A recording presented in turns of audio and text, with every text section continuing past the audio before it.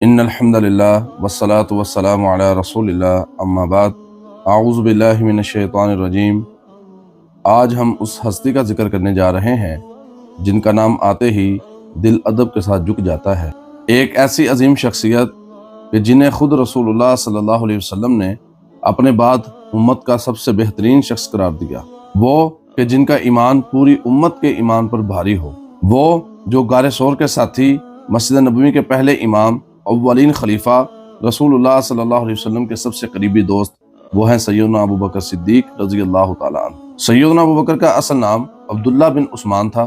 آپ قریش کے معزز ترین خاندان سے تعلق رکھتے تھے۔ اسلام سے پہلے بھی آپ رضی اللہ تعالیٰ عنہ نرم دل، راست گو، ایماندار اور قریش کے معزز ترین تاجروں میں شمار ہوتے تھے۔ لقب صدیق آپ رضی اللہ عنہ کو اس وقت ملا کہ جب نبی صلی اللہ علیہ وسلم معراج کے سفر سے واپس تشریف لائے تو قریش کے لوگوں نے آپ کی اس خبر کو جھٹلا دیا، تو سب لوگ حیران تھے کہ اب ابو بکر صدیق کیا کہتے ہیں۔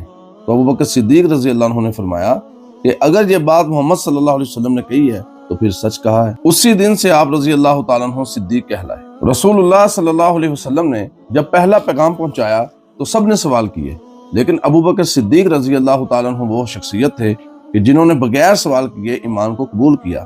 اسی لیے نبی کریم صلی اللہ علیہ وسلم نے آپ کے بارے میں فرمایا کہ ابو بکر صدیق وہ ہیں کہ جنہوں نے میری نبوت کی اس وقت تصدیق کی جب سب نے انکار کر دیا۔ آپ رضی اللہ تعالیٰ عنہ نے اسلام قبول کرنے کے بعد 6 عظیم صحابہ کو اسلام کی طرف بلایا، جن میں سیدنا عثمان، عبد الرحمن بن عوف، سعد بن ابی وقاص اور طلحہ شامل ہیں۔ ابو بکر صدیق رضی اللہ تعالیٰ عنہ نے جو اسلام کے لیے قربانیاں دیں وہ انسانی تاریخ کی مثالوں میں نایاب ہیں۔ اپنی پوری دولت لا کر نبی صلی اللہ علیہ وسلم کے قدموں میں رکھ دی۔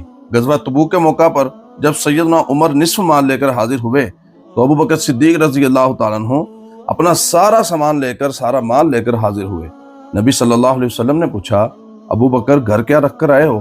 تو عرض کرنے لگے، گھر اللہ اور اس کا رسول رکھ کر آیا ہوں۔ ہجرت کی رات آپ رضی اللہ تعالیٰ عنہ نبی صلی اللہ علیہ وسلم کے ساتھ غار ثور میں داخل ہوئے۔ جب قدموں کی آہٹ سنائی دی تو گھبراہٹ میں نبی علیہ السلام نے فرمایا، لا تحزن ان اللہ معنا، گھبرانا نہیں، پریشان نہیں ہونا، غمگین نہیں ہونا، اللہ ہمارے ساتھ ہے۔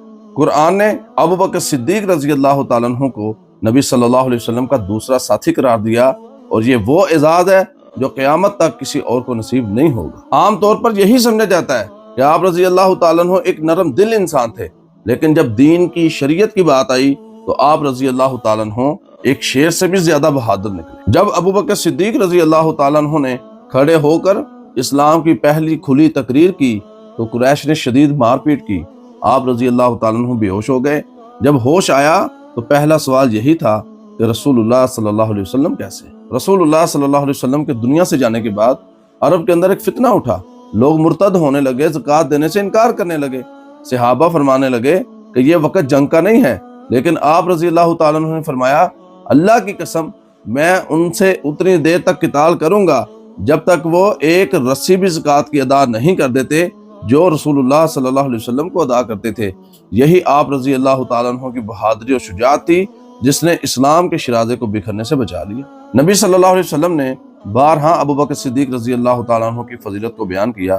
کبھی فرمایا، ابو بکر میرا سب سے قریبی دوست ہے۔ کبھی فرمایا، اگر میں کسی کو اپنا خلیل بناتا ابو بکر صدیق کو بناتا۔ اور کبھی فرمایا کہ میری امت پر سب سے زیادہ احسان ابو بکر صدیق کے ہیں، اور آقا فرماتے ہیں کہ سب کے احسانات کا بدلہ میں نے چکا دیا ماں سوائے ابو بکر صدیق کے، اس کے احسانات کا بدلہ اللہ ہی قیامت کے دن فرمائیں گے۔ اور ایک مجلس میں سوال پر آپ علیہ السلام نے فرمایا کہ ابو بکر، جنت کے 8 دروازے ہیں، مجھے امید ہے کہ ان 8 کے 8 دروازوں میں سے تمہیں جانے کے لیے بلایا جائے گا۔ اور اسی طرح رسول اللہ صلی اللہ علیہ وسلم نے ارشاد فرمایا، مسجد نبوی کی طرف کھلنے والے تمام دروازوں کو بند کر دیا جائے ماں سوائے ابو بکر صدیق کے، ابو بکر صدیق کا دروازہ بند نہیں ہونا چاہیے۔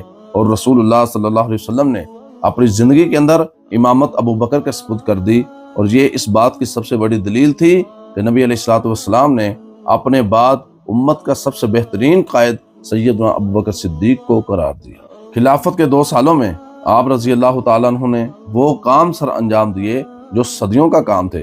قرآن کو ایک جگہ پر جمع کروایا، جھوٹے مدعیان نبوت کا خاتمہ کیا، اسلامی ریاست کو مضبوط کیا، شام، عراق اور فارس کے دروازے کھولے، بیت المقدس کی فتح کی راہ ہموار کی، اور آپ رضی اللہ تعالیٰ عنہ کے فیصلوں نے پوری دنیا کا نقشہ ہی بدل کر رکھ دیا۔ جب آپ رضی اللہ تعالیٰ عنہ بیمار ہوئے تو فرمایا کہ جب میں فوت ہو جاؤں مجھے وہی کفن پہنانا جو کپڑے روزانہ میں پہنتا ہوں۔ یہ ابو بکر صدیق رضی اللہ تعالیٰ عنہ کے تقوی اور زہد کی انتہا ہے۔ آپ رضی اللہ تعالیٰ عنہ نے اپنی قبر نبی کریم صلی اللہ علیہ وسلم کے پہلو میں بنانے کی وصیت کی۔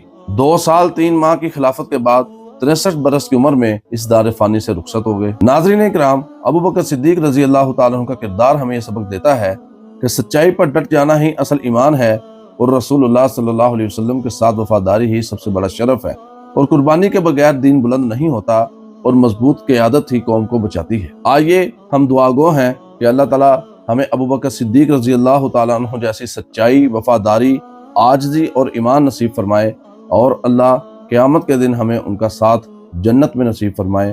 آمین۔